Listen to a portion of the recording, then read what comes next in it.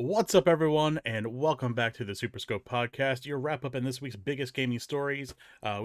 We're back for episode 21 on Sunday, February 6th, 2022. I'm your host, Retro Game Dude, of course, and of course, as always, joining me is my co-host, Daisuke Aurora from Phoenix Aurora Gaming.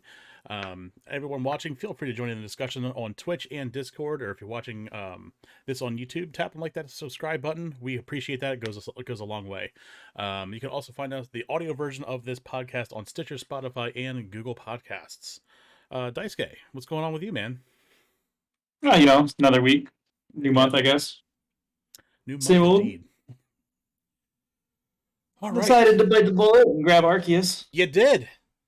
I did. Sweet Jesus, ladies and gentlemen, he's playing something other than Final Fantasy. I was like, so this week's What Are You Playing is actually not just the rehash. That's awesome.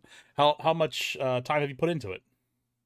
Time-wise, I'm not sure. I just got my 3rd star. Okay, nice. So if you're playing the game, I mean, obviously you're playing, but like for those of you listening, if you're playing the game, you can kind of gauge how far I've gotten by that. Sure. I just had my first noble fight where the gold Pokemon that you have to throw food at. Mm-hmm. I believe it was Cleaver. I dealt with Cleaver. So that's pretty much right where I am. I just did that, and then that was pretty much it. That's cool. But yeah. I'm really liking that background, and it took me a while to realize what it was. Yeah. I was looking at it full screen, and the pixelation looks just like PlayStation 1 graphics.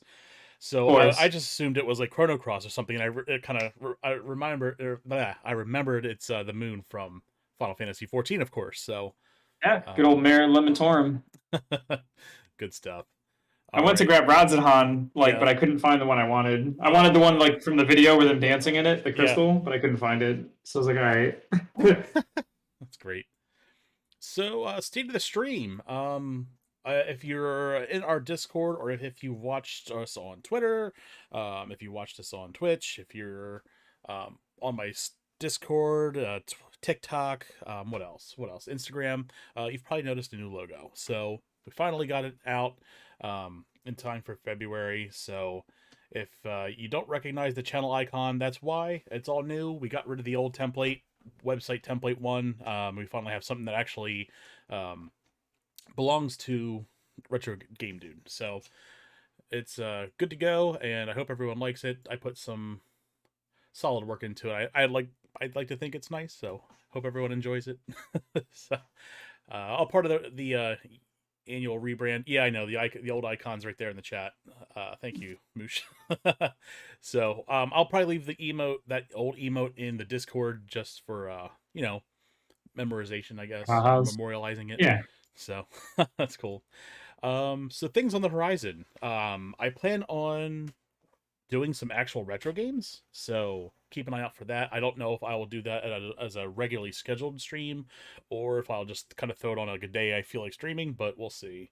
Also have some charity streams coming up. Eventually, we're going to be talking about that. Me and Daisuke kind of were talking about that the other day. So we're going to try and bring it into a reality. I wanted to do a charity stream last year, but it's just I'm still kind of filling things out. Now I think after a whole year of doing what I've been doing, changing the schedule around, and then making tweaks on the channel and everything. What charity? I don't even know. I've been thinking about doing the Bungie one. They have a pretty solid one.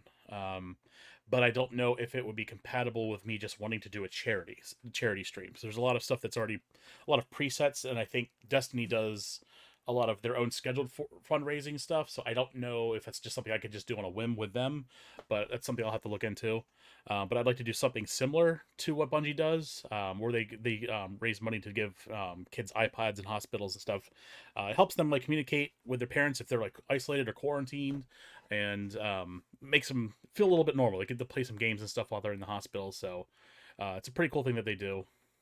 So yeah, we'll be looking into that. I'll throw some more news out there about that when the time comes.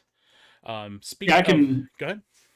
I can work with you on that, because I usually do 1 or 2 charity streams a year when I think, except last year is my first time I didn't. But and I go through I use Tiltify to do the charities. I've done a few different things. St. Jude. Cool. What's the one I usually do in November? Is What's Ooh, the name escapes me right now. Game, it's the big one, isn't it? the big one, the game day one, basically. Yeah, Yeah. I usually do that one. Some St. Jude stuff here and there. And I also saw Bungie Foundation. I thought that was cool. It'd be a good fit for you, especially like Yeah. because you already like enjoyed that whole thing. So it's like, why not? Yeah, Extra Life. That's what it is. Yeah. So I can help you with getting set up and getting up and running and all that stuff because I've done a few of them. So I got a little practice with it. Cool. Yeah, I appreciate that. And I had a couple ideas too for that stuff. We can talk later about it, but I had a couple ideas about doing some, what's a good word for it? Some dynamic content that we can do. Yeah, and I'll talk to you later about it. Always down for new ideas. So yeah, we'll talk about that in the mod chat. Yeah. Oh man, when we tell everybody they're gonna love it, it's the coolest shit I've seen in a long time, dude. Love the hype. I'll tell you about it later. Nice. So speaking of, let's talk about this fucking state of the stream too with this camera. So today is the first day I've gotten my camera to look as good as it has been in probably a week. I changed nothing. Sure. So right now I'm getting all the frames I have intended to get out of this thing. Regardless, I am ordering another camera. So that is on the way. It'll be a serious upgrade. Camera's getting lazy. I think, yeah. Clean the slobber off the lens. No, it's not that. It's like dropping frames. It's overexposing itself. It's adjusting itself after I've told it not to do any adjusting. So I think it's just on its last legs. But it's been good. It's been putting in the hours, and it's just meant to be like a little It's just a little Logitech camera. It wasn't ever meant to be like a streaming camera for hours and hours and hours and shit. So, right. It's carried the stream for the last year. So, we'll give it a proper Viking burial. Once the new camera comes. What else do we have here? Speaking of the schedule, Destiny Tuesdays is going to be starting this week. So we'll be getting back into some Destiny on Tuesdays. Wednesday, we're going to do some Gartic Phone. We haven't done some Gartic Phone in a while. We haven't done a community night stream in a couple weeks. So we'll do another community night stream. And then, of course, Saturday of Jackbox. Speaking of Jackbox, we did one last night. Yes, Garlic Phone. Yeah. Did you say Garlic Phone? Yeah, man, I need to get readers. Old. So yeah, well, we had a good time. We brought some new people into the old Discord last night. I had a good time. So yeah, here's hoping that we pick up steam on that Jackbox stream. We've been doing that for almost a year. It's just that stream alone. So I'd like to think that we're becoming a staple in the Jackbox category on Twitch. So, after a year of streaming this shit. But yeah, so what are we playing this week? Obviously a little Final Fantasy 14 here and there. Market's getting a little slow. Haven't sold much, which is putting a hindrance on my 50 million gil mount, but right, it is what it is. Treasure maps, man. We gotta do map nights now. Yeah, we definitely do. That's where your money's gonna be. And you've been playing Arceus. Tell me what you think. I think it's good. My last legitimate Pokemon excursion was probably X and Y. Mm-hmm. And because I did play Let's Go Eevee, but that was like 80% nostalgia. Sure. Because it was just a remake of a game that we played a bunch already. And while it was cool to go back there, it wasn't like they changed a lot in that game. They just made it more like Pokemon Go and easier. So it wasn't like, oh man, craziness. But no, X and Y was good, but I never finished it. I don't know why. I think I just kind of got bored with it, I guess. I don't know. I can't really think of a good way to... That's fair. To explain that. You know what it was, I think? And it's weird to say it, but I think part of it was like they gave you a Torchic in the beginning that was like boosted. Mm-hmm. And by the time I got to like the 5th gym or so, it was already like a Blaziken that could like Mega Blaziken that could one-shot like everything. Because I had given it like Ice Punch and Thunder Punch on top of its fire move and fighting moves, so it just sort of had a lot of options for dealing with most things, and I would just beat most gyms with it. Yeah, I would walk into most gyms and be like, what are you weak to? Oh, this is the grass gym. And I'm like, fire punch, fire punch, fire punch, fire punch. And the thing's like way stronger than it should be. Yeah. Because it's boosted. It was getting experience like crazy on its own.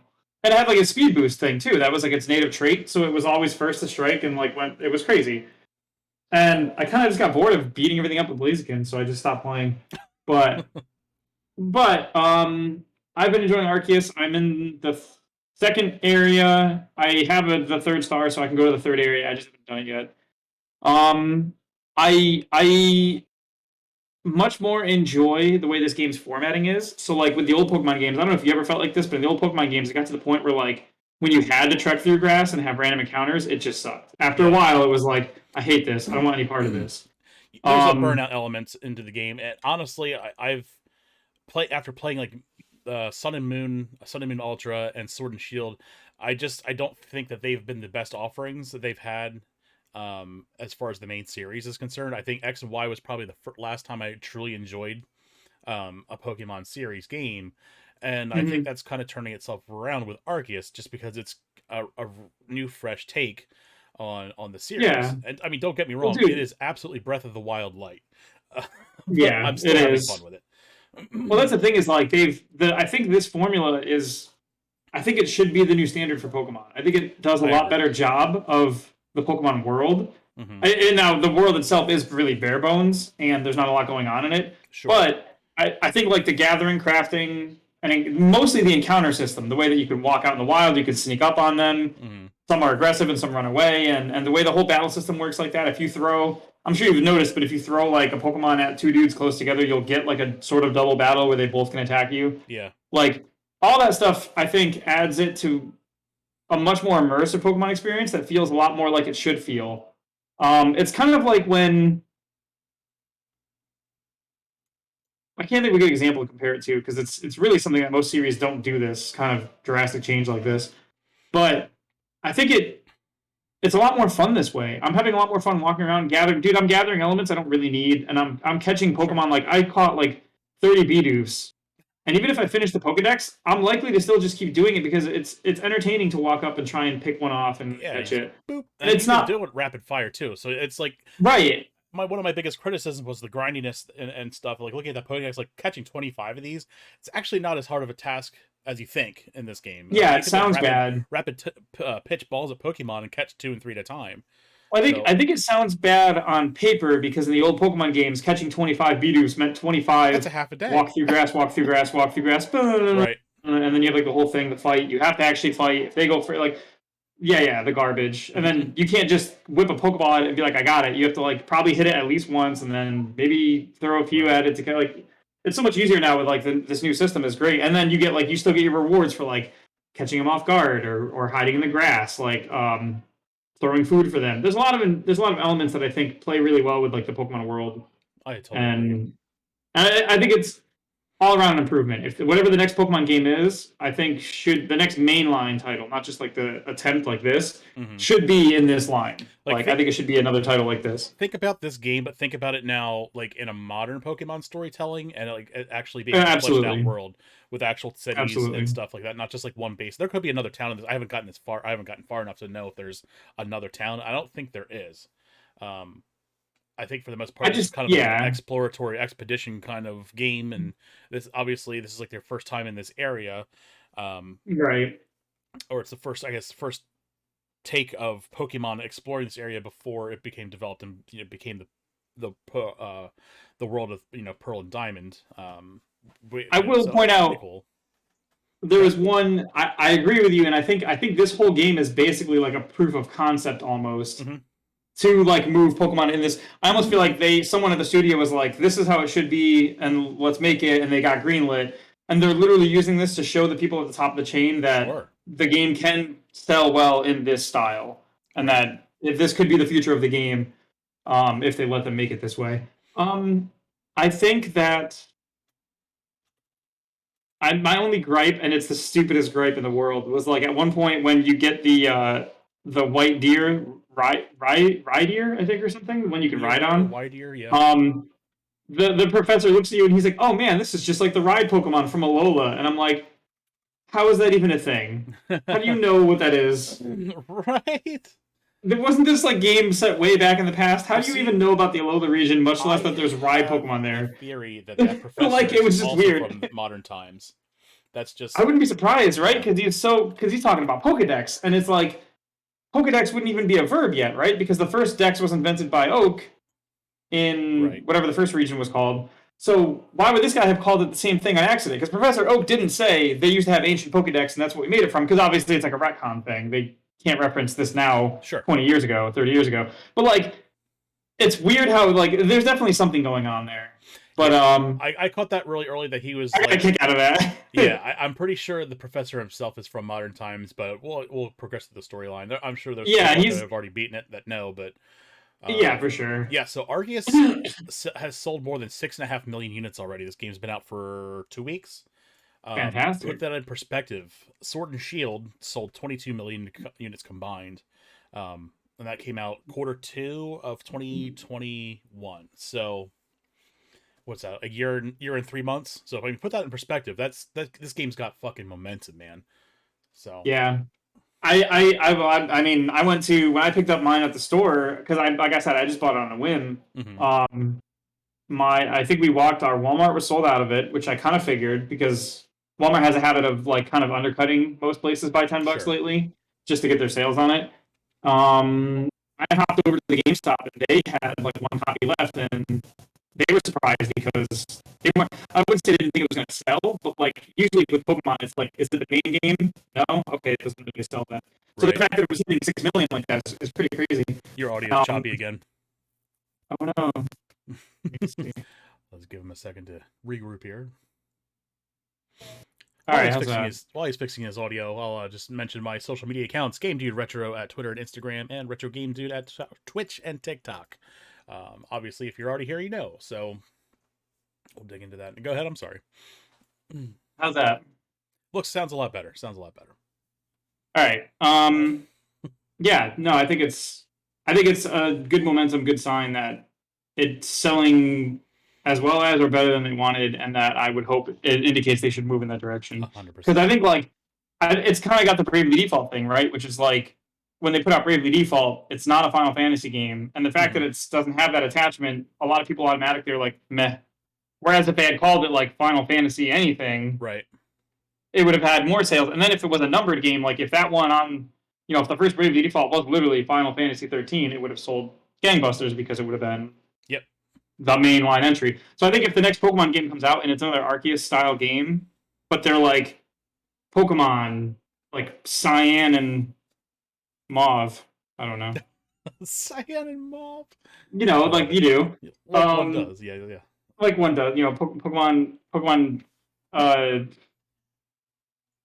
don't know, Pokemon Chrono and Cross. No, I don't know. Nice. Oh, God. But I think just having it be like these are the next mainline entries, I think causes there to be like sales. Like I think Sword and Shield, you have to attribute part of that to being in the main series versus not being a side game. Yep, 100%. And you see that in any franchise. You see that in Final Fantasy. You see that in any Square Enix RPG franchise, any franchise that has like Kingdom Hearts games. Like how many people are like, look at how many people when they talk about Kingdom Hearts, they're like, I waited 14 years for Kingdom Hearts 3, and you're like, they put out like 3 games between 2 and 3, and they're like, yeah, but this was 2 and this was 3. Right. So nothing happened there. And I'm like, okay, I get it. They're side games, but the side games like Dream Drop and Birth by Sleep. What's going on between 2 and 3? Right. Like you had to. That's they were just as important. Sure, but I think that sales is affected by that because I think games like Birth by Sleep and Dream Drop Distance, even if they had been console titles, would have still been like, yeah, but it's not the numbered game, so it's not the main franchise, so I don't buy it. Right. There's just some sort of thing people do about that. It's weird. Mm-hmm. I totally agree. I like it enough that I'd like to see it go forward. And it's funny because there was one time while I was playing so far, the 3 or 4 nights I've been playing it, I had my immersion broken by the graphics once. Which isn't bad. I mean, it's one time out of all the times I played it, and it wasn't like I was maybe for 3 seconds I was like, that's weird, and then I went back to what I was doing. And that's because like in the first area, there's like these hills and rocks and mountains and little things. And like one of the rocks had like almost like a crosshatch grid effect on it. I saw that too. That like popped out for a second and then went away again, and I was like, "Oh, that was gross." And then I just kept doing what I was doing. Or something. Yeah, something weird. I did see that myself. I'm like, "What the fuck is this all about?" But outside of that one time where I saw that, it hasn't been enough to dissuade me. I haven't actually ever stopped and been like, "Look how gross this is." I admit that looking at screenshots, it is gross. Mm-hmm. But I think it's doing the Monster Hunter thing for me, where the environment's sort of just blending into like whatever, and I'm just looking for like, because I'm always looking for the next moving Pokemon, my next patch of grass, my next collectible rock or tree, and I'm kind of just seeing the trees instead of the forest, because the forest looks ugly, but the trees are pretty. It's weird how that works, right? Yeah, yeah, and that's what I It's mean. a That's good what I design. said before it released. Was I really hope that this game, because we saw the screenshots, they look rough, and I said I hope this They game do looks look rough. better in motion than it does, as a still shot. Obviously, the Sure. game's going to be played in motion, but yeah, it definitely. Yeah. I think it redeemed itself with a lot of qualities. I did hit it with some harsh criticism, and I think some of it's still Sure. valid, especially just It's like warranted. getting bogged down by dialogue for like the first 2.5 hours of the game. Yes. But yeah, I think it really redeemed itself. I think again, I still think that they could have done a little bit better graphically. Oh yeah, I We've agree. seen what They we can- absolutely could have. Yeah, we've seen what this system can handle. We've seen Breath of the Wild. It was a launch title. It was a Wii U port. We've seen Monster Hunter. We've seen Xenoblade Chronicles. All these are very, very open, lush worlds. I think that this being a proof of concept, as you said, I think hopefully in the future we'll see a little bit more fleshed out stuff. But yeah, I'm looking forward to seeing where this direction goes. If we're going to get more of this kind of style game where it's set in the past and like revisits like Kanto and Johto, and that'd be pretty cool. But that's time will tell at that point. Right. But I do have some hot and spicy over the shoulder graphics this week, so put your seatbelts on. But first up, let's get into Game Pass, because of course Game Pass is always late with their announcements. So let's go over those real quick, and then we'll jump into the stories. We have Dreamscaper, that's coming to console on February 3rd. Contrast, that's cloud and console February 3rd. Telling Lies, cloud, console, PC, February 10th. And Besiege, if you haven't played this game, Besiege is hilarious and amazing. I've played it on Steam. I would highly recommend playing it. That is coming to console on the 10th. Crossfire X coming on the 10th to console. Edge of Eternity, that's coming on console February 10th. Skull, the Hero Slayer, cloud, console, PC, February 10th. The Last Kids on Earth, in the Staff of Doom. That's a Netflix show my daughter really enjoys. That's coming to cloud, console, and PC February 10th. Ark Ark Unlimited Survivor Edition. If you haven't played Ark for the 400th time on the Xbox, here's another iteration of it. Cloud, console, PC. That is coming February 14th. And Infernax, cloud, console, and PC February 14th. Obviously, I'm not very familiar with that series. And finally, we have Total War Warhammer 3. That is coming to PC February 17th. So that is our end of our subscriber list for February. Of course, Game Pass always kind of being behind because they announce their stuff late. So it is what it is there at that point. So yeah, anyway, let's get into some stories. I'd like to go a week where we do a podcast and then there isn't like a huge news dump like the next day. That's just oh my god, yeah, how we do it on this podcast, being like a weekly wrap-up show. But of course, everyone heard the major studio acquisition, of course, where the New York Times bought Wordle. I'm just kidding. So yeah, of course. So it turns out Sony bought Bungie for $3.6 billion. Paid for it all in blue engrams too. So. Yeah. So of course Twitter went apeshit on this, every which way and direction we could possibly think of here. Of course, Xbox fanboys saying it's the same thing as when Microsoft bought Activision. Obviously, it's definitely not the same. Buying one developer is the same as buying an entire publishing brand. Right. Sure. And of course, we saw Sony people rubbing it in Xbox people's faces. Like, what do you gain from fanboying a console? I just don't get it. It's a pile of plastic, and these companies are not doing you any favors. No, absolutely. The only upside to like this one was that I like how right off the rip, Bungie and PlayStation made their announcement like at the same time, pretty much, and they both were very clear that they were like, this doesn't affect exclusivity. We're not locking anything up. Right. We just want to be able to give them funding to do like what they want to do. And a lot of people were saying that Sony in particular is probably going to try and turn Bungie into like either a movie or a show or other mediums because we've talked on end about how there's an expansive lore to this game. Sure. And a lot of it's dead and gone by now, or like buried in obscure places like in webcomics that you can't really find anymore, or like lore cards from the first game. So if they were able to take something like the entirety of Destiny from the beginning and make like a show or a web series or something like that, you'd have something very compelling to watch. 100%. Especially for like new players. Like imagine if you were like, you get into Destiny 2, there's a world of difference between getting in Destiny 2 where it is now and being like, what's happening? And everyone's like, I don't know, you had to be there, just go do things. Versus like, oh, what's happening in Destiny? I have no idea. And you're like, you can actually watch the show and you'll see, like, it's explained up to like pretty much, maybe not all the way to the game's current events, but close enough that you can fill it in or whatever. You could just That'd have be like a lot better. an endless supply of content there. And we think about the way I don't know if you've seen like My Name is Bife's presentation of like the entire history of Destiny so far. It was like a 4-hour long video on YouTube. And it starts all the way from billions of years in the past, like where the Hive gets started and that whole story arc, and then them becoming spacefaring and shit. All the way into like the current content. I think as of not the expansion, not Beyond Light, but the one before that, the Moon's Haunted expansion. I can never remember that one for some reason. Shadowbringers. Yeah, Shadow Keep. I tried. But I mean, you think about like you could have like a main story. You could have like the main story just be like the main character of the game. You could have all these lore cards just be flashbacks of like old content, or you could just do a whole series that's just like the history of the Hive and go all the way through.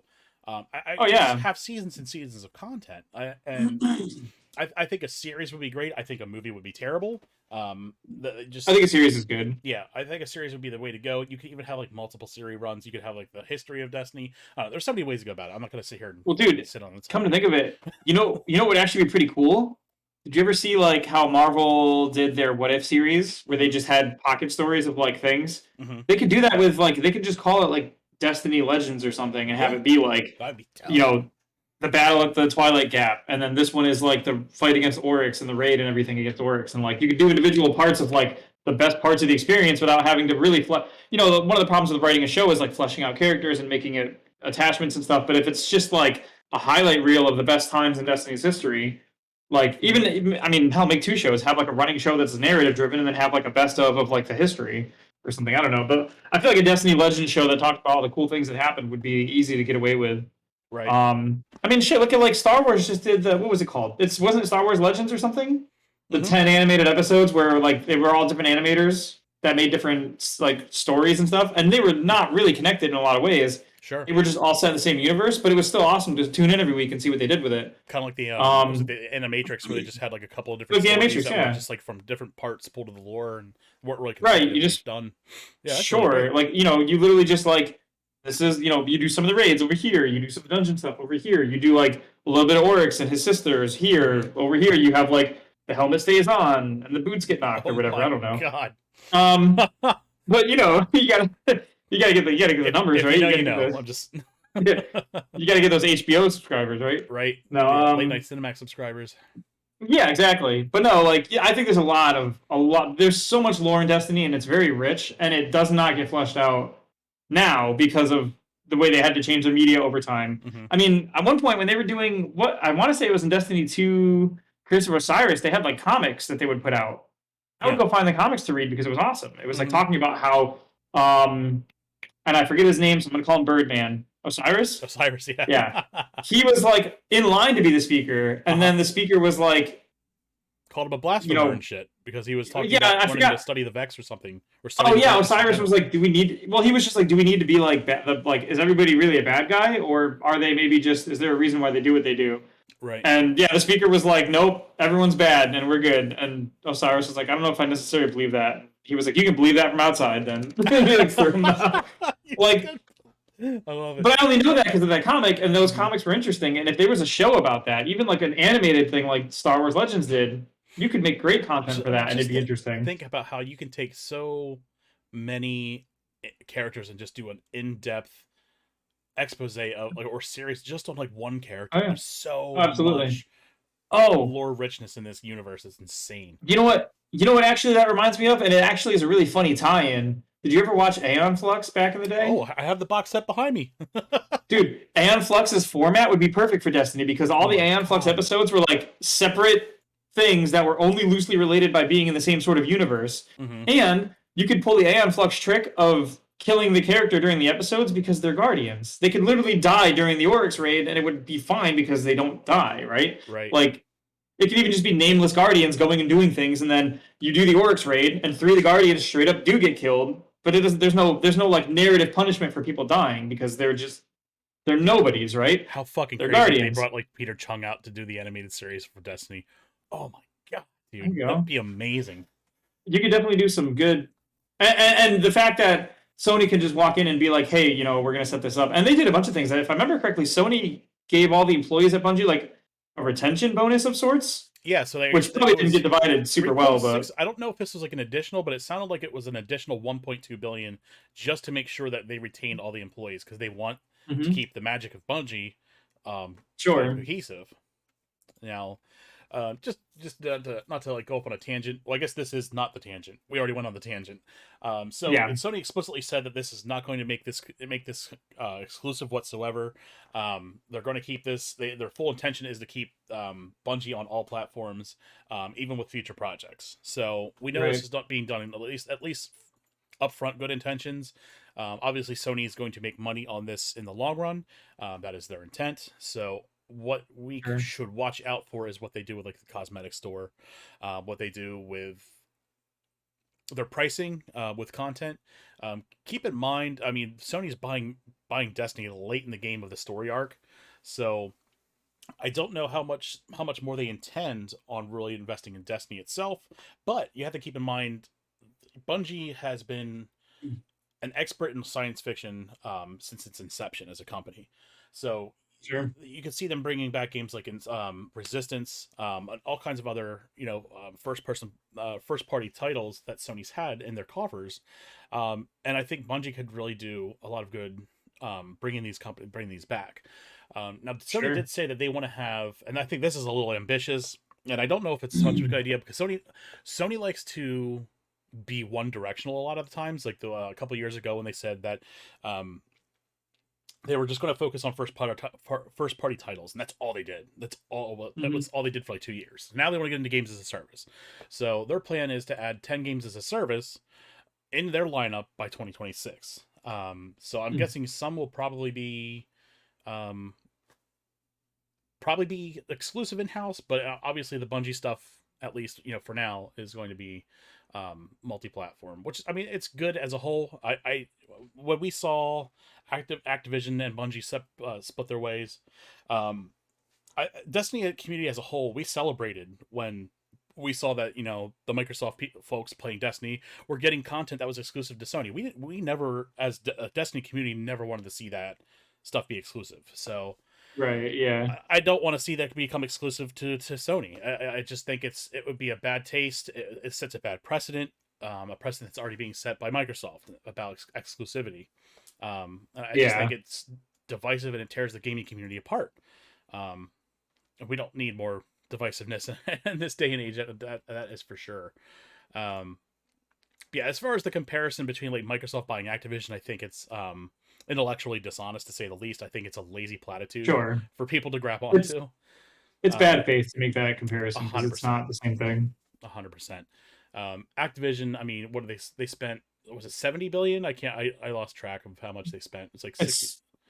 An egregious number, yeah. And it was to grab to grab 3 publishers full of development teams, not just one single developer or whatever. Right. So yeah, keep in mind. I mean, that's just it's not a fair comparison in any universe. Sure. But Sony. I will say. Oh, go ahead. I wonder. I was just wondering. Bungie has another project in the wings they've already been working on. I wonder if that got shown to PlayStation, and maybe PlayStation's real target would be whatever that project is. Not to be exclusive with it, but rather they think it's going to be something very successful or something. It's very true. And it really is kind of telling that if they do want to get into games as a service, that whatever this is on the horizon is very possibly another games as a service. Through I can't imagine after the last love it or hate it, positive or negative experiences, they've definitely done something with Destiny between 1 and 2 that I think lays a lot of groundwork and builds a lot of experience where they could arguably, if they made like another a successor to Destiny in the form of another game that's, even if it's a different medium or something. They've got a lot of experience to work with here, and we've seen time and again how like they could move to like from 1 to 2 and then make a bunch of changes, make a bunch of things, and then revert a bunch of stuff back to like they listen to feedback overall. They may not be the quickest about it, and they may not always do it, but they're not dead in the water like Anthem, where they're just like, well, whatever, the game is what it is, or anything like that. Like they will actually listen to like what people say about feedback and be like, hey, we understand you don't like this or that, or like, hey, we tried this and it didn't work, so we'll go back. So I think that whatever their new project would be, I would hope that for their sake they would come out swinging with like the best of what they've done so far. Sure. In that regard. Absolutely. So yeah, I mean, time will tell. I really want to. I'm excited. I'm not excited that obviously this is another studio acquisition and the market is yet being more consolidated, but it's again not really comparable to what Activision and Microsoft are teaming up to do. So right. Yeah. So speaking, I guess, of Bungie in a third party perspective, um, not to say that I told you so, but I told you so. And now that the rose-colored glasses are coming off, Halo is starting to tumble in the rankings. Halo ratings and current players is a major issue with the game. The major issues are starting to surface, and matchmaking problems, stale development, and a terrible PC port. So let's unpack this. I guess there was just an announcement in the last week that the Halo roadmap for co-op and Forge is going to be delayed. I wonder who predicted that. Not to gloat, but gee, who predicted that months ago? I don't know. Yeah. So yeah, Forge and co-op delayed. We haven't really seen much development out of 343 Studios from this game since it came out. I mean, they have some stale events. People aren't too sure why they're leveling up at this point. There's really no direction for it. Yeah. Paul Tassi today, he dropped an article saying that Halo's dropping in ranks on both Steam and Xbox. It dropped from number 5 to number 6 on Halo. While it doesn't sound, or on Xbox, while that doesn't sound like a lot, it's a lot considering this is supposed to be a flagship title. This is supposed to be Microsoft's bread and butter. Yeah, Halo title, absolutely. Right, and then it tanked in the Steam rankings. Yep. We're talking like tens of spots in a week, so it's not a good look. And people are again, making the like bad faith comparisons that you can't really compare it on Steam because it's not indicative of like an entire market. But it's like no, but it's parallel to trends that are happening. And yeah, you can't tell me like it tumbled on Steam and it tumbled on Xbox, but PC users are up 130%. Like no, right. That's not how that works. Exactly, 100% not.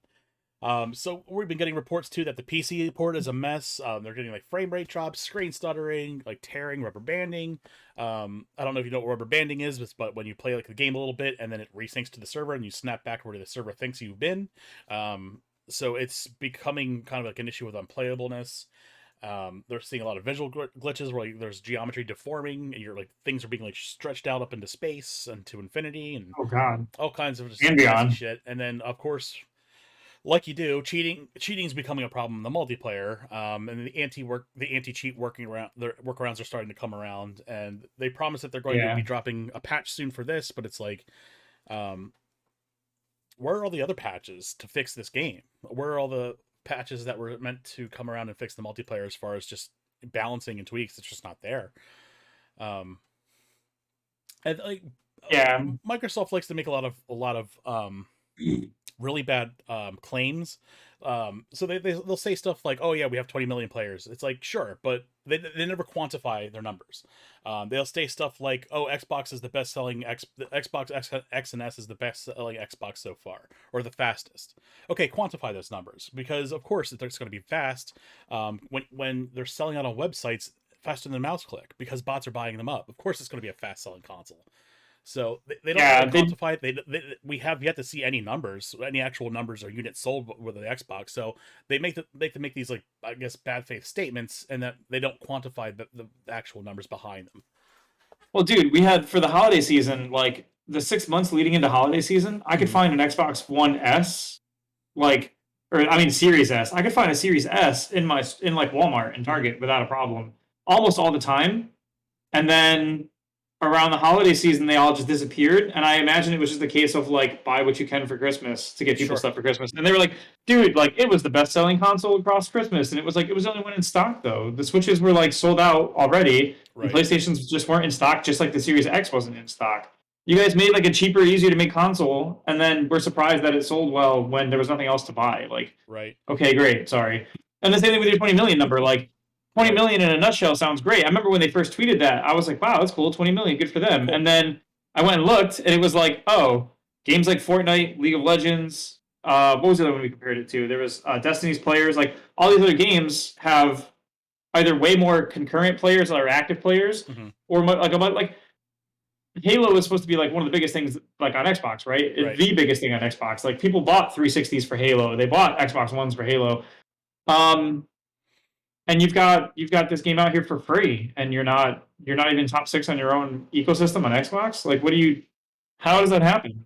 And this is a game designed to be replayed. I'd understand if it was like if only the campaign came out and then it dipped off of the charts. I would get that because people beat it and then put it down. But like the whole point of a game like this is like a game as a service. Like you're supposed to log in and play Halo every week and enjoy it, not put it down eventually. Like over the course of a few months. What is this game? Since holiday season? This is supposed to be a 10-year game. It's never happening. Is it really? Yeah, it's never happening. There's no way. It's not happening. How am I going to play this game for 10 years? They're extending their first season. By I didn't even get to see the numbers on that. It's probably another 3 months. I would have to hazard, I guess. Yeah. They still don't have co-op. They still don't have Forge. Dude, and that's the fact that the main game was still $60 after this stuff was released separately for free. So they took a $60 game, they removed the multiplayer and made it free. Still charged me $60 for it. They didn't put Forge in it. Still charged me $60. There's no co-op whatsoever, and it's still $60. Right. Like, so I can't justify that at all. Right. So what are we talking, like 6 months after release, and people are like, oh, once they bring that content in, people are going to come back. Come on. Do you think their target numbers are going to come back 6 months later? Do you really think, like, after beating the game rare. 6 months ago? Yeah. Like, don't get me wrong. Some people will come back. Sure. Yeah. But it won't be a resurgence, though. It's not like that stuff is rare. Yeah, they are not going to be able to repair this. No matter what. Well, like, the only way this happens is, like, they'd have to pull a No Man's Sky and literally spend years working on it and multiple updates, all, like, for free before it became, like, a working thing.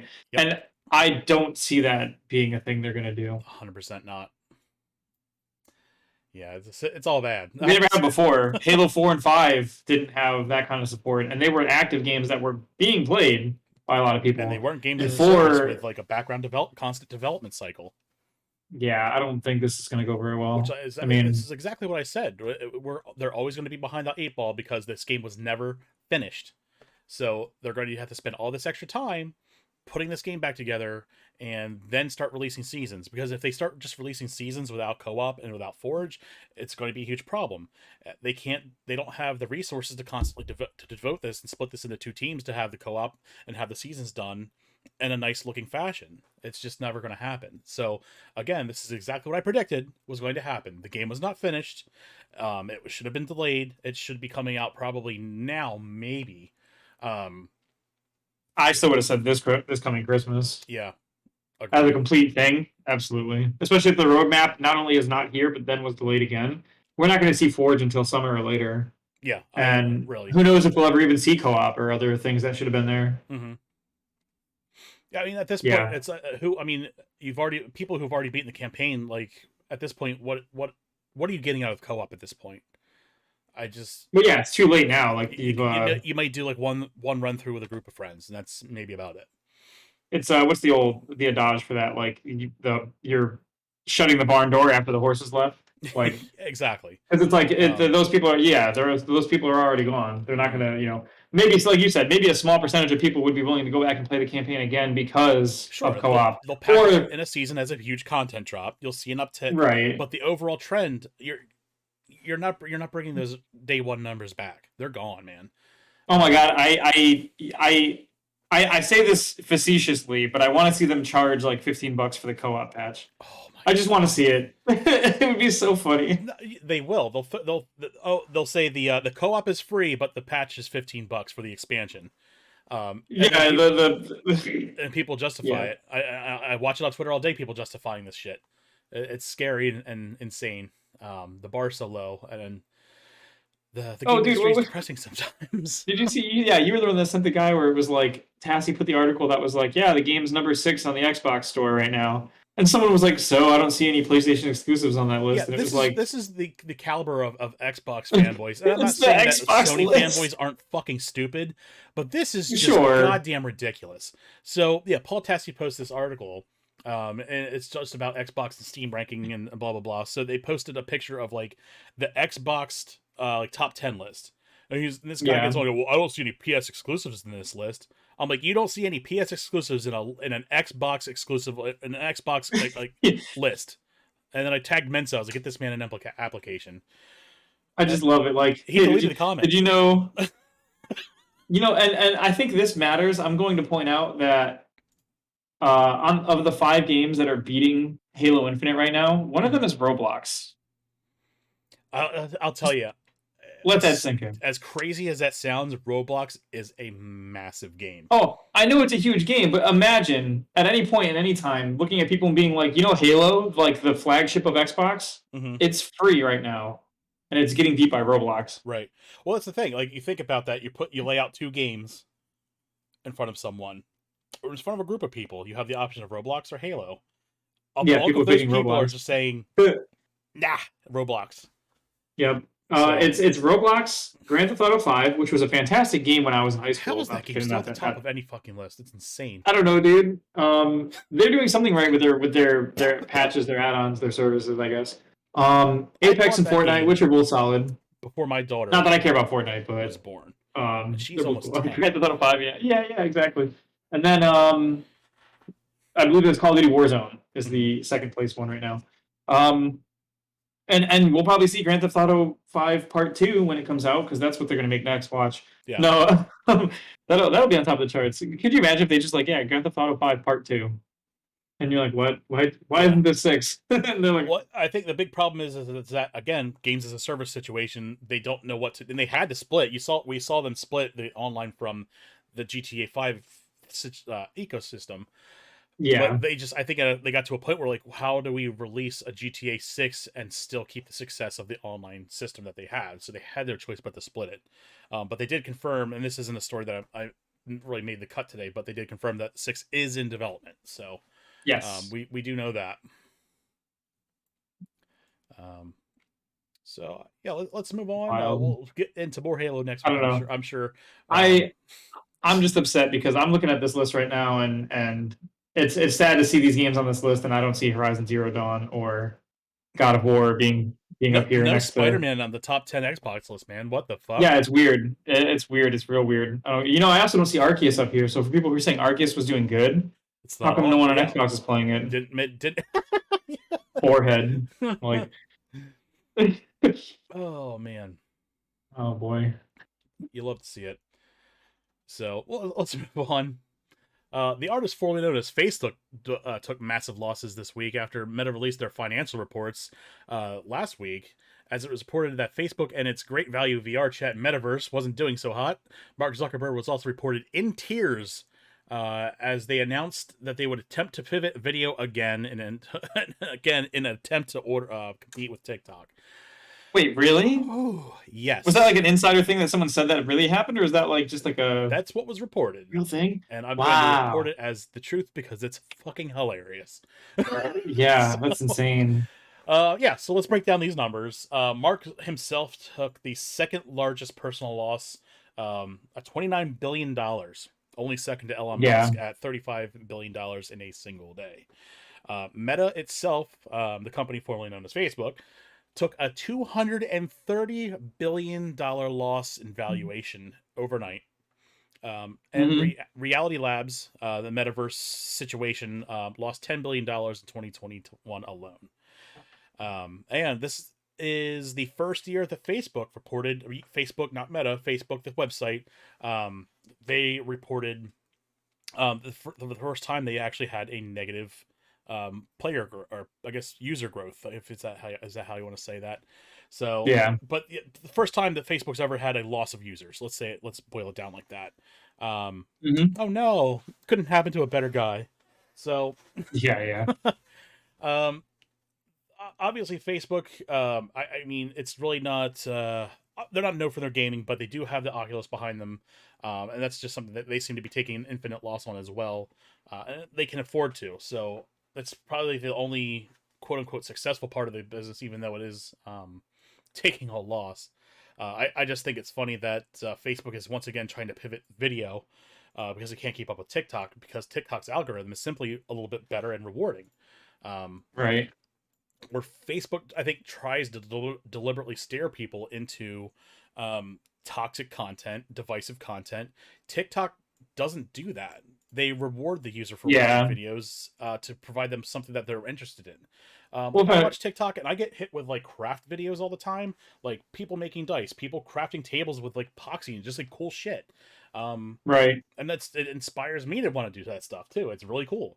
Oh yeah. That's I why. know. I know.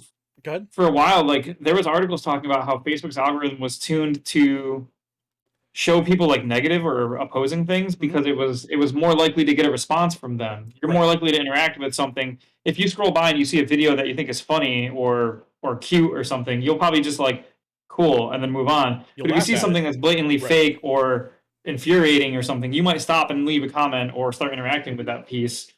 And that negative drive was more powerful than like positive drive, which of course that's how most interactions work in general. Like if Mm-hmm.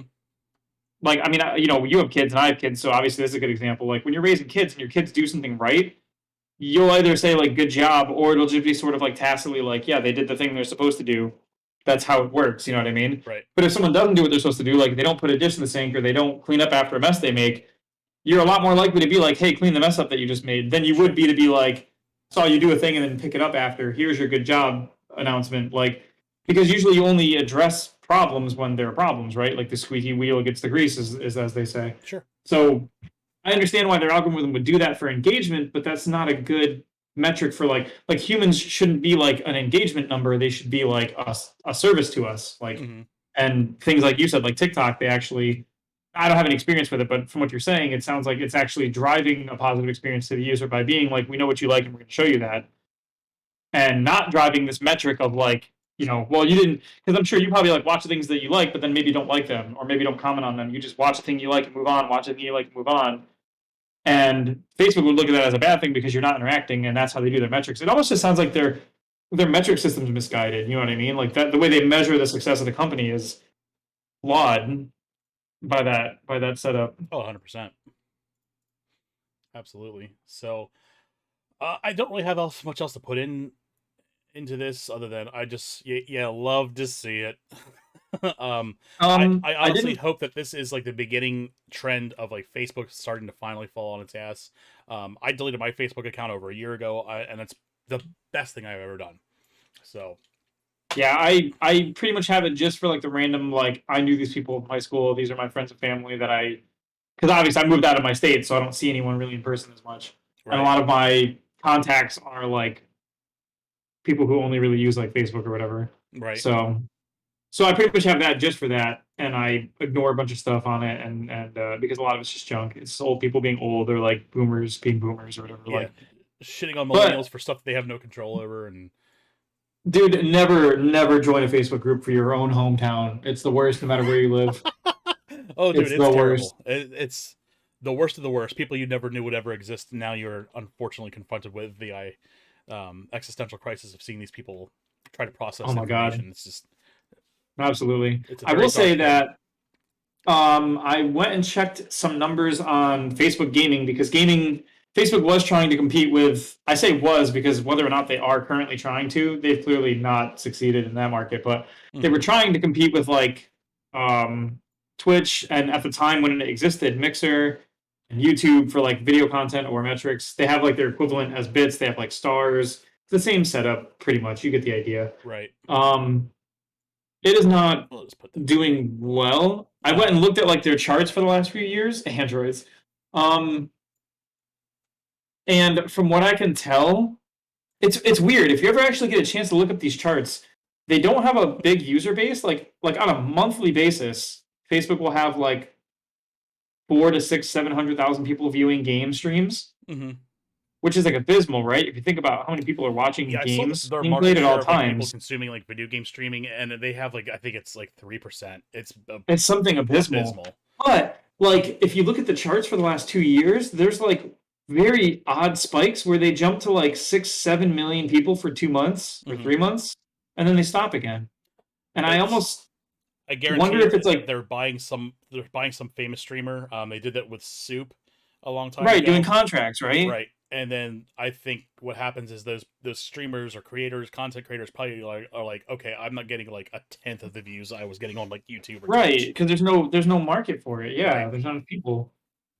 I just thought it was funny to see like you'll literally have this graph where there's like nothing like you know it's like 400,000 or 500,000 viewers, but compared to the other taller numbers, it makes the graph squish so you have like nothing happening, and then it's like 8 million, 9 million, 10 million. It's like a 500,000, and then it's a 500,000 for 3 months, and then it's like 4, 5, 6 million, and then it's like a 500,000 for like 9 months, and it's like these are outliers. There's no way that you suddenly got all these people watching and then lost them all again unless you guys did something Right. you put your thumb on the scale really heavily for that kind of thing to happen. Injecting a shit ton of money into it, and it's Right.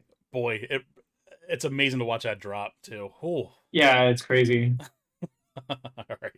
But it was just weird. They weren't even consistent enough to like try and make it look like natural. It was just clearly like 20 times the engagement for 2 months and then no engagement again, and then 20 times and then none again. And you're like, this can't be anything other than putting money into like trying to make the service happen and then giving up on it again. Like, why would you even bother to do it if you're not going to hide the tracks that you clearly just like forced it in and then said whatever? Like, it was just weird. Mm-hmm. I don't know. It's very self-report feeling. Yeah. So, yeah. Well, let's move on to our favorite topic. NFT scams and alert news. So this week in totally legit currency alternatives, and totally not a flavor of the month grifter and rug pulls. Gamers give yet totally another resounding fuck off to NFTs. Yep. So let's start with the Team 17 situation.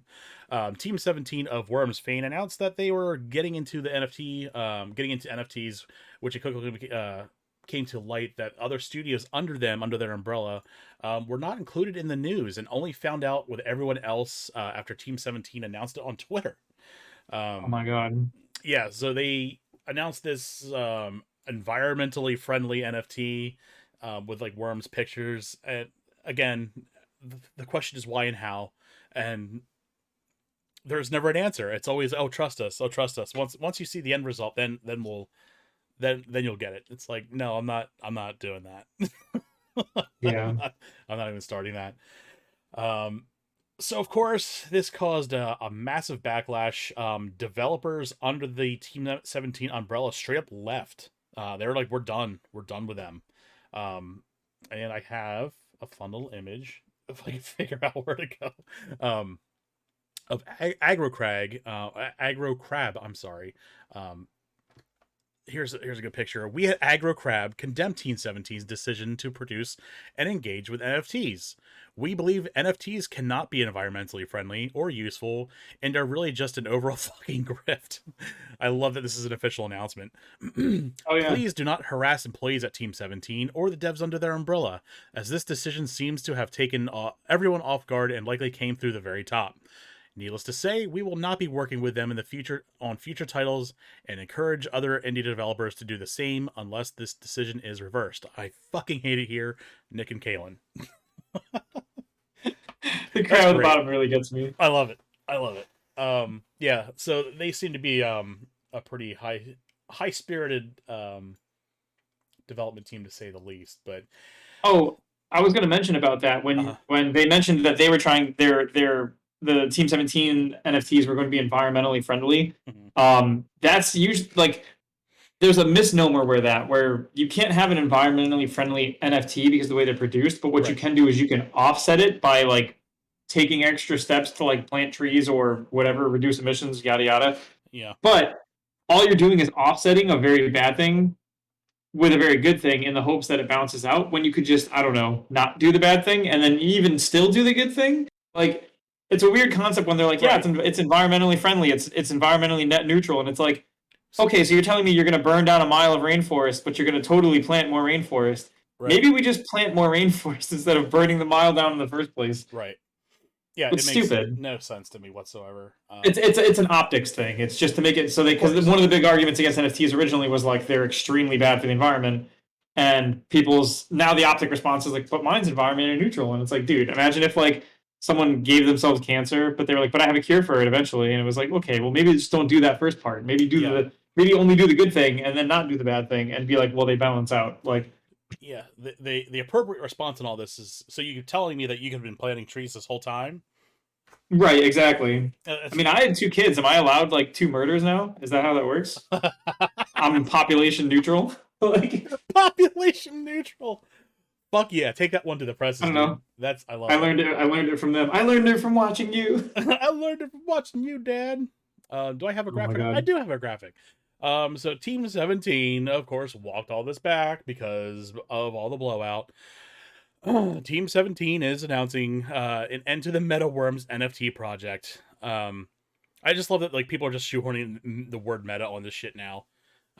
Yeah, for sure. Like this metaverse is anything other than VR chat.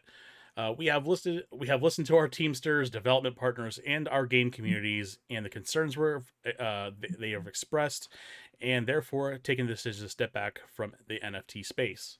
So Yep. neat. Dude, it's surprisingly common now. Like, who did we have? I don't think we had a piece on it, but Troy Baker, right, the voice actor, started doing We an did have a NFT piece on thing. that. I don't have a graphic for it Um, though. Whoops.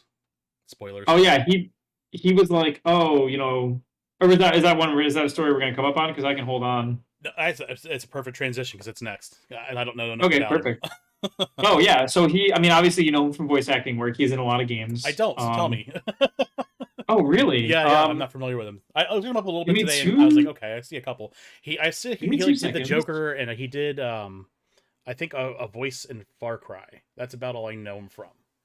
I know there was a while when I was back at GameStop still where like Troy Baker and Nolan North were like the voice actors. Like whenever any game trailer came up, it would be one of those two Dude, dudes Nolan North is a voicing it. wild And we're man. like, okay, so Troy Baker, you probably remember him as Joel Miller from Last of Us Hmm. and the sequel.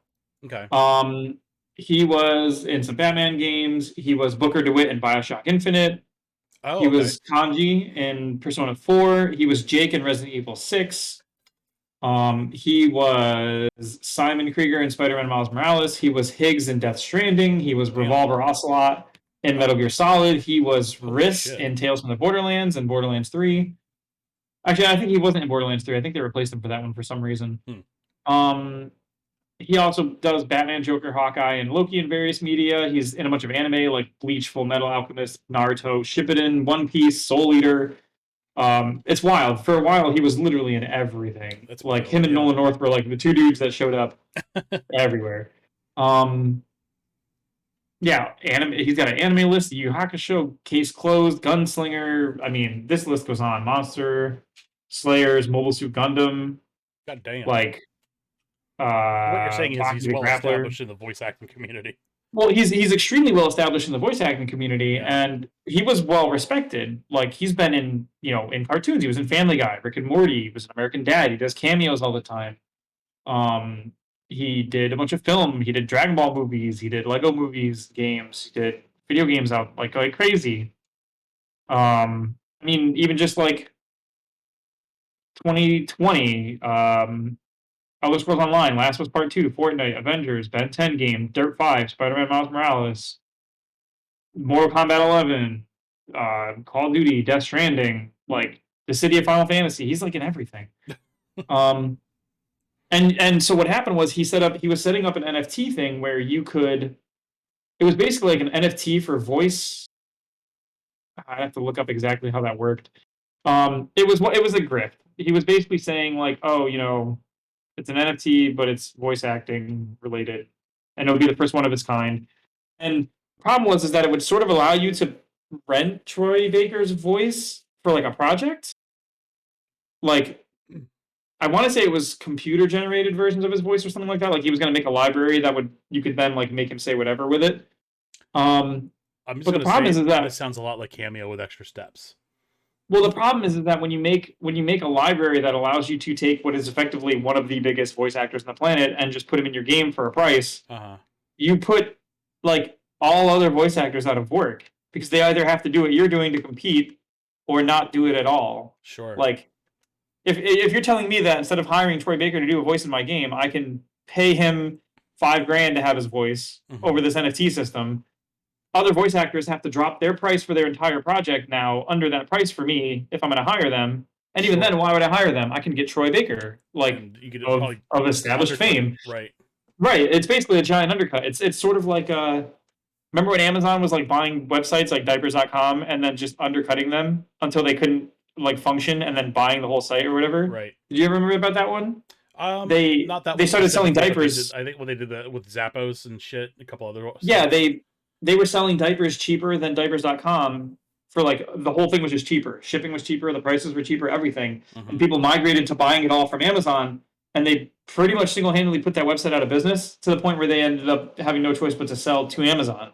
And then they just bought it and incorporated it into the business. Bought it for the distribution. They did the same exactly. Thing with, well, not the same thing, but they did the same. They did something similar with Best Buy had their gamer program that you could like pay for or something like that. You get like huge discounts, or I don't think you even have to pay for it. You could just be part of it. And so Amazon would just discount every new game release by like $10-$20. And basically strangely forced Best Buy to like kill that whole program. Yeah. Yeah, I remember that too, because for a little while, like obviously working at GameStop, hearing them do that was like a thing that we would hear about. But then they just went away all of a sudden. It was weird. Yeah, so basically it was voice verse NFT was the grift of choice, the grift du jour, so to speak. Grift du jour. And he wrote an apology and said, "Thank you all for your feedback and your patience. After careful consideration, I've decided not to continue the partnership with voice verse NFT. Intentions aside, I've heard you, and I apologize for accusing anyone of hating just by simply disagreeing with me." Because initially he made the tweet and said, "I'm doing this voice verse NFT thing."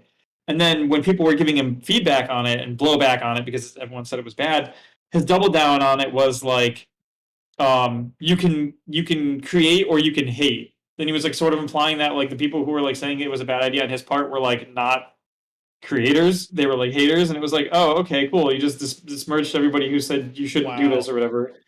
Gotta love those false dichotomies. And he was like, and then of course he was like, oh, I always want to be part of the conversation. You know, I'm just a storyteller out here trying to tell my story. Sometimes it works, sometimes it doesn't. The hate create part might have been a bit antagonistic. Anyway, I appreciate the conversation or whatever. And it was like a half apology, and then it became like a full apology when he realized like everybody was still giving him shit over it. And yeah, now he backed out of it. But it was just so funny because like his was like, I think his like I'm doing it to like I canceled it was like within a few weeks or a week or so. And Team 17 was like the same thing. It was like really quickly, and then Stalker had their thing where Stalker was like, we're doing NFTs, and then everyone's like, no, and they were like, okay, fine, no. And it's getting to the point where like you're gonna have companies in the middle of their tweet be like, we've decided to partner with this company to make this NFT. It'll be established on this blockchain, and you know what? This is probably a bad idea. We've decided to not do this NFT, and it'll be like one tweet. You know what I mean? Where they like figure out while they're writing it that it's a bad idea. Well, even Paul Tassi said with that whole Team 17, like he heard about the fallout first before the announcement. Yeah, it's going so fast. Yeah, the grift is becoming so fast and efficient. Oh, for those of you just tuning in, Crazy Claire is in our chat right now with these little frogs, and if I'm not mistaken, these are Crazy Claire frogs. There's going to be 1,000 of them minted. They're all going to have different music notes around them, and you can get them right now on OpenSea for like $10 bajillion. Go fast because there's only so many. It's a limited for some reason they only made so many. It's a limited run, even though it's a oh man picture. They're everywhere. Oh man. Okay, so what else do we have here as far as NFT nonsense? I can't, like you said before, I can't wait till this NFT bubble bursts. So we never have to talk about this shit ever again.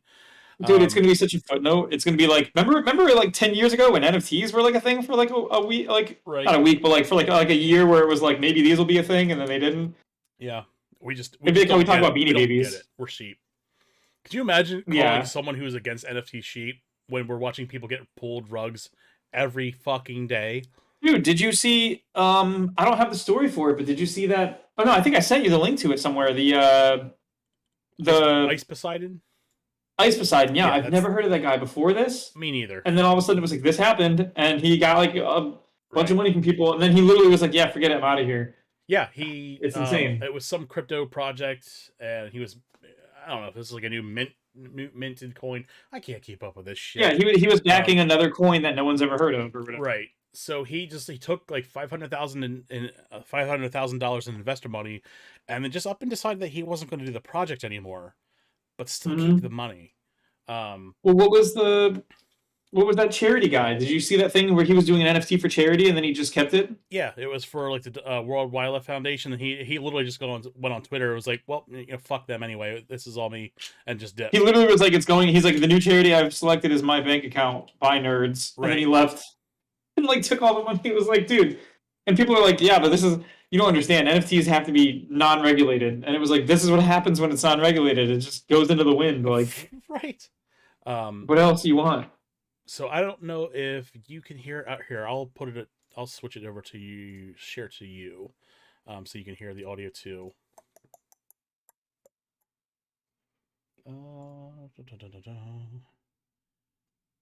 Because this is important. We all need to see this.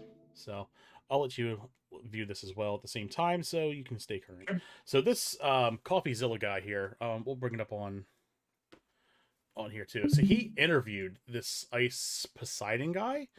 And here's a couple clips of this. We can just sit back and watch this part.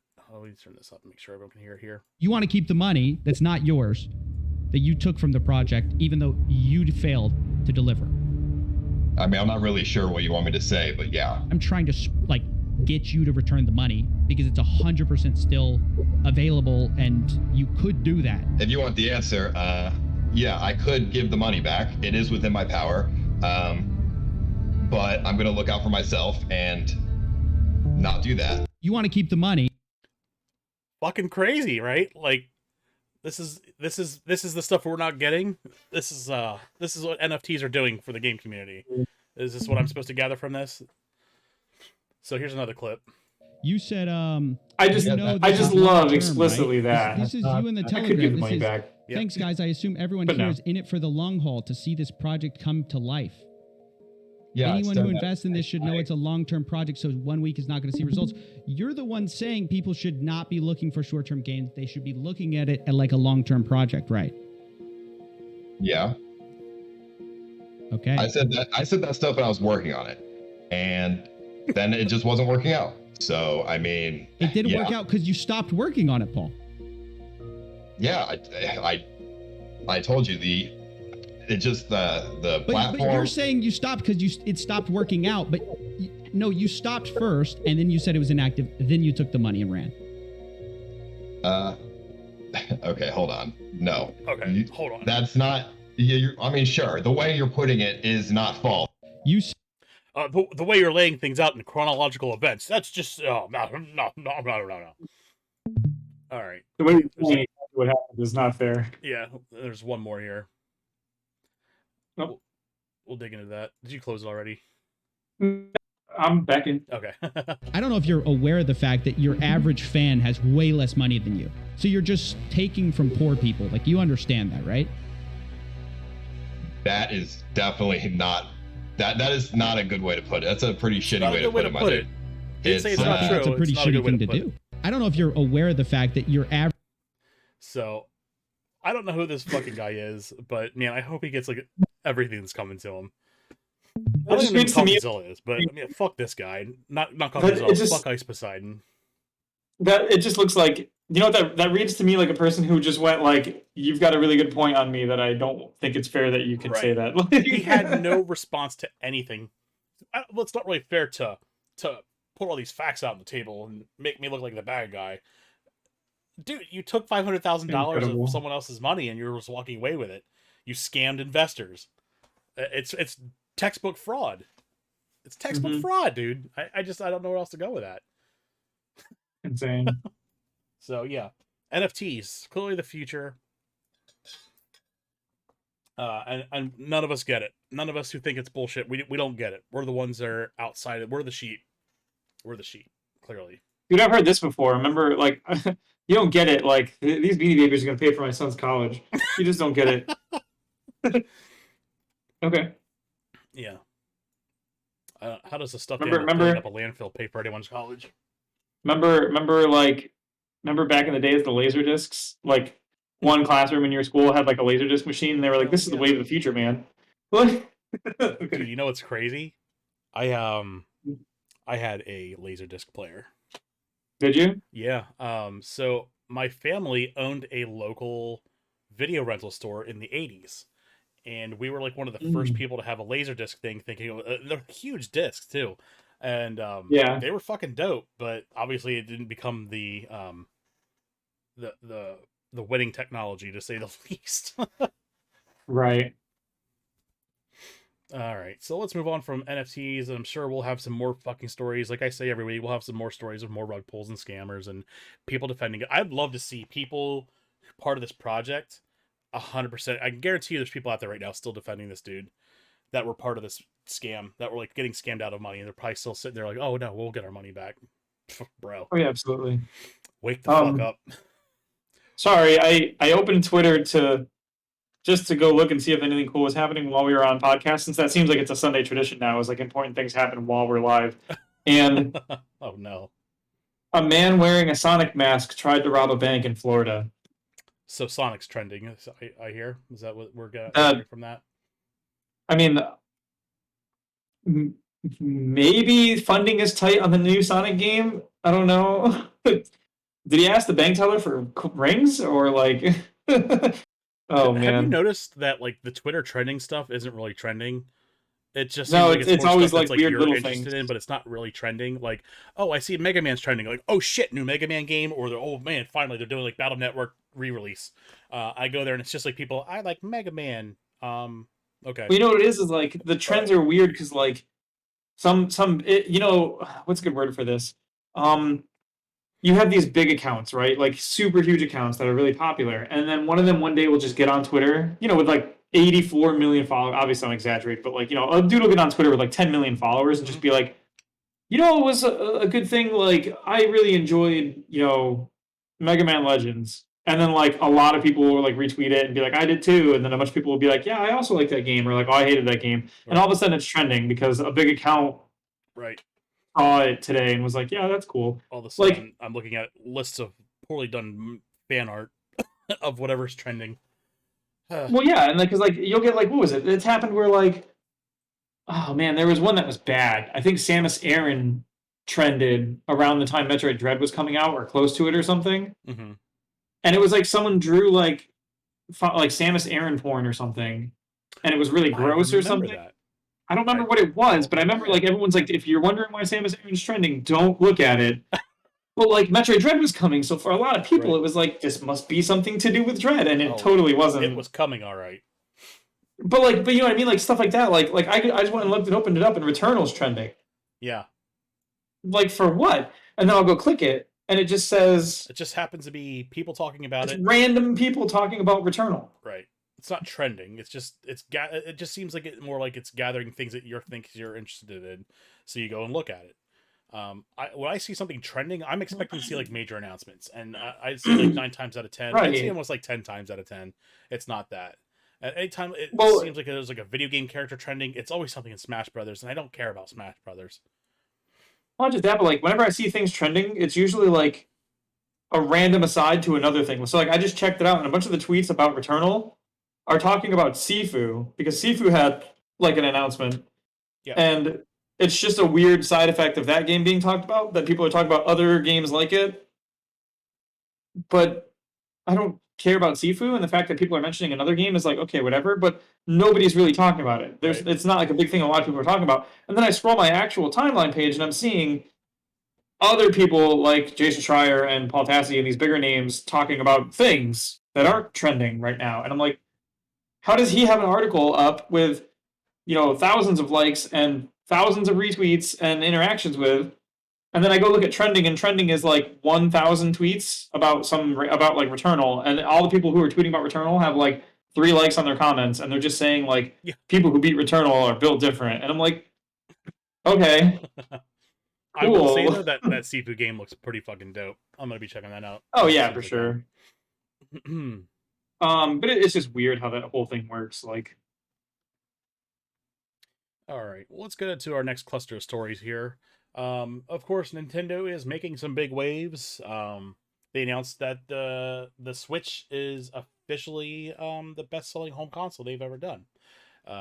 It just eclipsed the Wii U. They sold 103 million units. The Wii, not the Wii U, the Wii only ever sold 101 million. So they're ahead by 2 million units sold. So that's pretty dope to see that. Now next up, we're looking at seeing if they can do DS numbers and PS2 numbers. So I think they have the momentum to do it. It's really going to come down to how they strategically market this game for the next, basically for the rest of its life cycle. So this picture of the Switch is really messing with me. Toot toot. Huh. Well, I almost thought they were amiibo, but I think they're just like little just little train figurines. Yeah. Like train people, yeah. All right, so of course it's that time of year. We're getting rumors of a Nintendo Direct. Typically, we see Nintendo Directs in February, so we're probably looking at maybe like end of February, early March. May see some new information on their online integration. They have been talking about developing this for a little bit now. We haven't gotten a whole lot of information, but we're hoping to see that it's something a little bit more akin to like what we see in PlayStation or Xboxes or even Steam's offering of having a friends list, being able to join games, being able to send invites.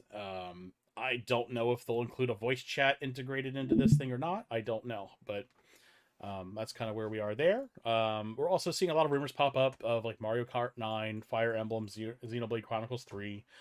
I think realistically at this point, what we will what we'll probably see is some more teaser stuff about Breath of the Wild 2 and some more teaser stuff about Splatoon 3. I think that's due to be out sooner than later. You may get Metroid Prime 4 like news since it's been a while. Sure. I'm pretty sure we'll probably see some pretty big surprise announcements, but this is like that time of year where you really got to be careful of what rumors you're seeing, because holy shit, man, Nintendo rumors come out of the woodwork. So right, temper your expectations. I feel like the fan base for Nintendo is very optimistic and very excited about what could happen, right, which leads to a lot of letdown. Some people will be talking. I think a lot of people will be talking and just be like, wouldn't it be wild if this happened? And a lot of people will be like, that'd be the coolest thing. And that builds into like, not a call for that thing, but like a bunch of people talking about a thing starts to be like, is that really a thing? Does it really exist? Like right. A lot of people are talking about it, and it like manifests into like a rumor through that sort of, it'd be cool if it happened kind of mentality. Sure.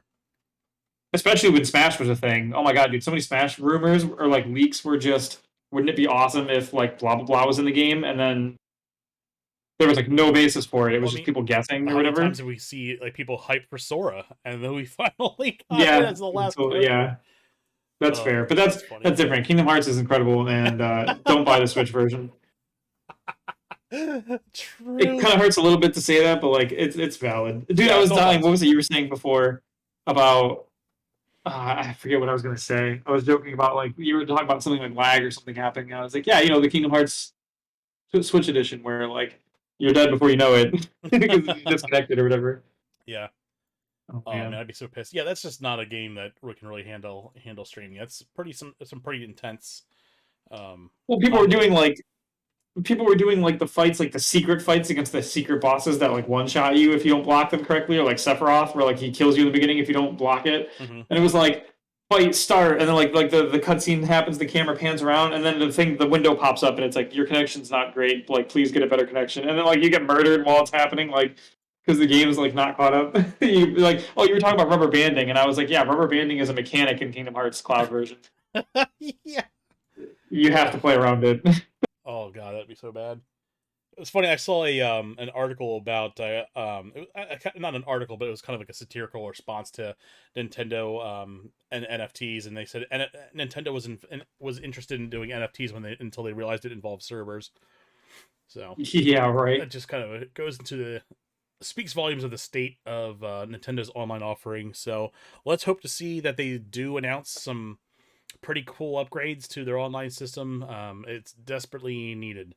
So, especially with like Splatoon 3 coming out, it's definitely time. So let's hope to see it. So other couple rumors in the pipeline, not necessarily Nintendo Direct related, but Neopets if you remember Neopets, that's supposedly getting a Switch game in 2022.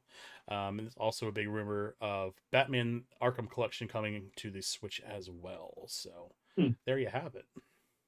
I mean, if you didn't get on the Neopets train, you just don't get it. Like, you're missing out. I hear it was widely popular. I was not there for it. Wasn't that kind of akin to like Club Penguin or something, or am I way out of whack there? Oh yeah, I invested all my money in my Neopets. Neopets NFTs? Well, to be safe, I bought 2 stars too, and those are mine. But you know, so when we eventually get out there and start having to land on those planets to survive, I'll own all the land. Because I don't know what the fuck you're talking about. I have the paper certificate. What? No? I've never played Neopets. If you're talking, I don't know anything about. Okay. No. I was joking about like way back when I think in the 90s, there was like a lot of companies that would do like the buy this like stuffed bear and you get a star. Like literally, like that star here is your star now. Like you own it. Oh, that shit. Yeah. And like I was like, yeah, I bought 3 of those. So now if we ever land on those planets, they're mine. Like right. I own the land. Sorry, I have a paper from like buyastar.com from 1990. They mailed me. Bro, not to get like Joe Rogan, but could you imagine like going out there and like a spaceship and just running into some like fucking war species like Klingons or some shit, and you going up with a teddy bear and saying, "Here's my paper. I own this shit now. Get the fuck I own this land. Get off my land." Like, we must respect the ancient right of like 90s grifting, and you're like, wait, what? They just leave. Like, ancient right of 90s grifting. Did I mention I also have this collectible coin? Dun dun dun. Imagine like handing a Klingon your phone and he's like, what is this? And you're like, so this is worth like, you know, a bajillion of your currency. And they're like, what does it do? And you're like, well, it's not even this, it's the link to this. And they're like, why? And you're like, well, you know, because it like you wouldn't get it. You won't get it. You'll get it later. And then he cuts you in half. And you're like, at least I had my NFT or whatever. Like, you see Worf. He sold me a receipt. He said it would be worth something. You sold me a receipt. Yeah. That's exactly what it would be. It sounds like an episode of Seinfeld. We were kidding. NFTs as a concept sounds like an episode of Seinfeld. Like George is sitting at the table with Jerry, and George is like, I bought this NFT, and Jerry's like, isn't that just a receipt though? And he's like, it's not just a receipt, Jerry. It's an NFT. It's worth money. And then like Kramer like rips the drawer open. He's like, oh yeah, I got 10 of them. Like all crazy. And then Elaine is just like, that's not worth anything. And then the market crashes, and like Kramer's like, he like sold his and moved on to the next thing, and George got burned, and George is just like, I lost all my money, Jerry. It was just a receipt. And he's like, it was just a receipt. Like, it was just a receipt. I wish it existed nowadays, because all this tech stuff makes for great Seinfeld moments. Oh, yeah. Like, well, see, that's the thing. Like, Seinfeld had to get out while the get was good, because like so many plot devices in that show would have been just completely obliterated by just the possession of a cell phone. Oh yeah, absolutely. Yeah, I think you could make it work nowadays if you tweak the format a little bit. Sure. But because there's so much wacky shit like that now that you could get away with having like Kramer get in like on a grift scam, or get in on like cryptocurrency, like Kramer coin or something. Like, I could totally see an episode of him making like a Kramer coin or something stupid. It's totally up his alley, you know what I mean? Right. Oh, it'd be so funny, but like I don't know how you would even. Kramer doesn't get a vaccine. Yeah, exactly. Like, and then he just calls everyone the N-word and he gets written off the show. Oh my god. They can't make me do it, Jerry. Oh my god. All right, well, let's move on to our upcoming game releases. Perfect transition. Oh yeah. So we have coming up the next 2 weeks from February. Ollie Ollie World, of course, that's coming to PlayStation 5, Xbox Series X and S, PS4, Xbox One, Switch, and the PC. That is coming out in 2 days, February 8th. And if you weren't lucky enough to get your review copy of Sifu, that is also coming out February 8th, coming to PlayStation 5, PS4, and the PC. Xbox Arcade Wrestling, another heavy hitter title coming out on the Switch. Oh yeah. February 9th. Backbone coming out February 9th, and you've probably heard this one already. Crossfire X, Xbox Series X and S and One, that is part of the Game Pass package. Oh yeah, I plan to get caught up in that one. Yeah. Crossfire X sounds like it's like a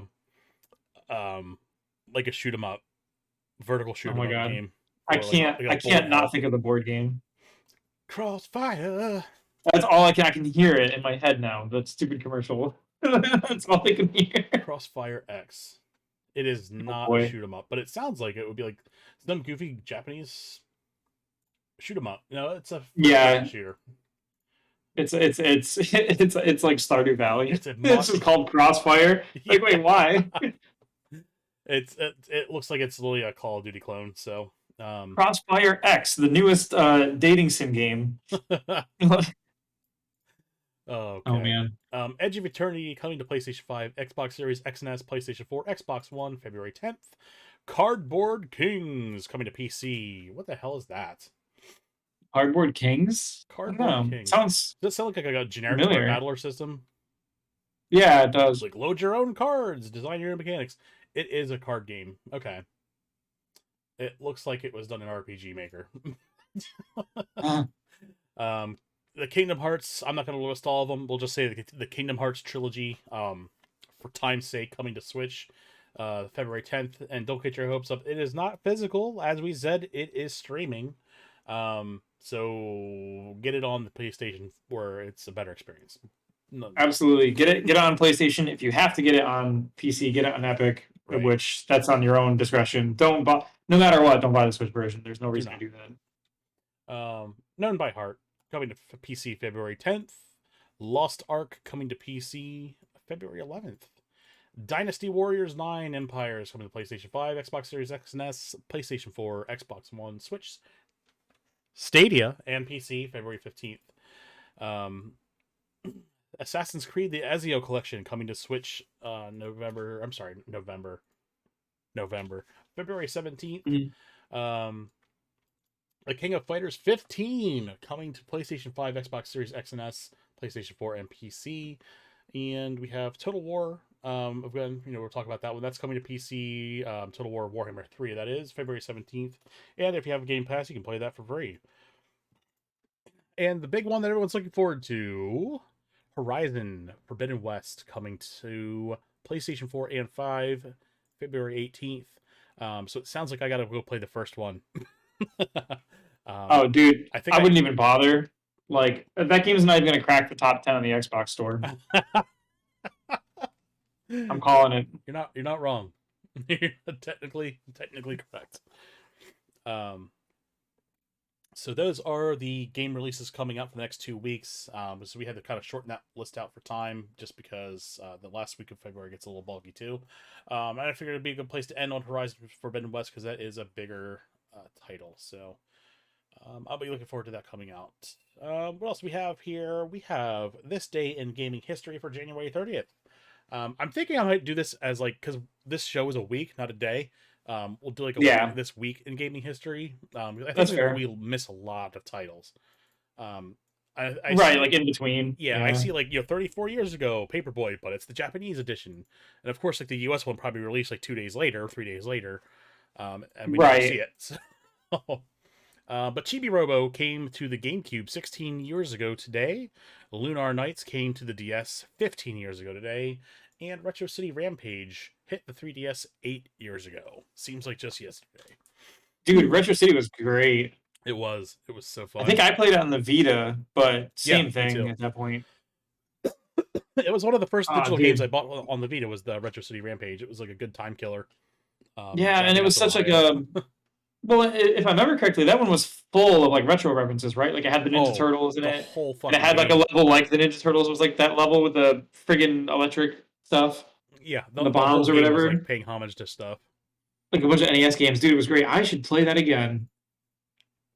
Do it. Man. Do it. I should stream that sometime. Yes. Put it on the list, baby. I'll wait till later.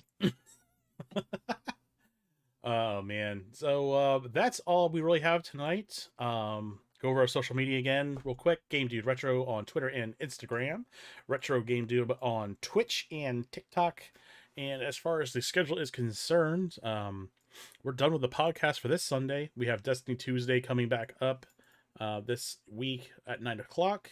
Gardic Phone, if you want to play along with us, feel free to hop in and draw some goofy shit with us. So that will be happening Wednesday at 9 p.m. And then, of course, Jackbox Night is coming back this Saturday at 9 p.m. Daisuke, where can we find you? I live in Florida. No, don't come down here looking for me. Don't come down here. Don't come down here. No, I am currently on basically just on Twitch. All my other socials I really don't do much with right now until I get up and running again. One day, eventually, I will start doing stuff, and I'll have an Instagram and I'll have a TikTok where I put up bad videos of me and my kids doing gamer-related things like idiots. But for now, I am mostly just here on Twitch at Phoenix_Aurora_gaming. I don't understand why it does not like tagging you on Twitch. I go to search for it does not let me do it. It's weird. Oh well. Oh yeah, I mean, that's whatever. I know when I first set up the channels on YouTube, like YouTube was a funny one because there was like a bunch of people use Phoenix. Mm-hmm. So like it just was like as soon as you start typing Phoenix, it gives you like everything, and then you have to like once you like Phoenix Aurora Gaming, it's like okay, yeah. But there's not like any Phoenix Aurora stuff out there. It's all either like one or the other. A lot of people use Phoenix for a lot of stuff, and a lot of people use Aurora for a lot of stuff.